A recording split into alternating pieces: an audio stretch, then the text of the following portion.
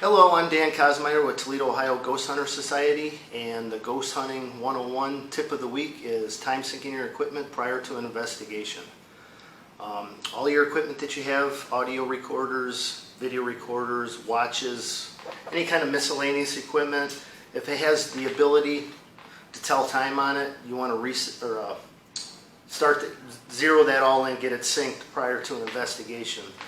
It makes reviewing evidence so much easier later on. When you go to start recording, if you have a portable video recorder and an audio recorder, try and start them at the same time.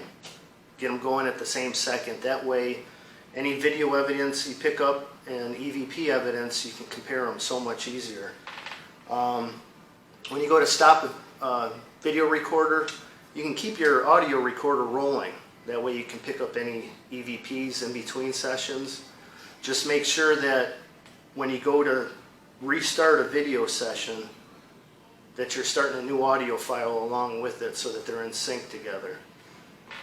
With stationary continuous video cameras that you're just going to leave in one location, kind of like this one is here, if it has time on it, you can sync that, but sometimes if it don't have time, you can leave an audio cue on it stating the time that you're starting an investigation. Again, that'll help you sync with your other portable video cameras and your audio cameras. Anytime you're doing an EVP, if your watches are in sync with your video cameras, obviously you're referencing your watch, you can start an audio recording. That way you know Tuesday, 5 o'clock p.m. You know what time you're starting, and that just helps reference to your video equipment. And again, if everyone's equipment is synced together, all their video cameras, if you're in a room or in a location and something happens, you're in sync with the rest of your group in a different location. So if you get some kind of contamination or something, sometimes it'll help you figure out where that came from. Maybe it could be another group. You just go to that timestamp reference and you can see what they were doing at that location to give you interference. Another handy thing to have is a notebook. That way you can write down any timestamps of things you might have seen or heard, anything using your five senses.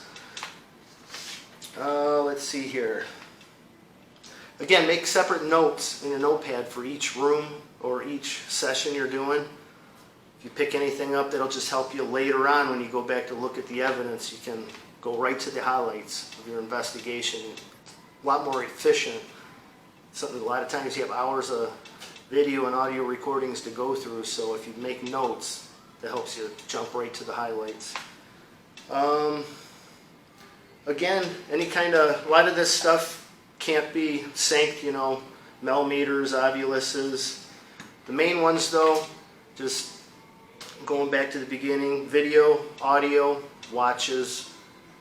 Try and get all that synced as close to the second you can and take proper notes, and that'll help so much with all that evidence that you have to go through later on. So that's your Ghost Hunting 101 tip of the week. Happy hauntings. Be safe.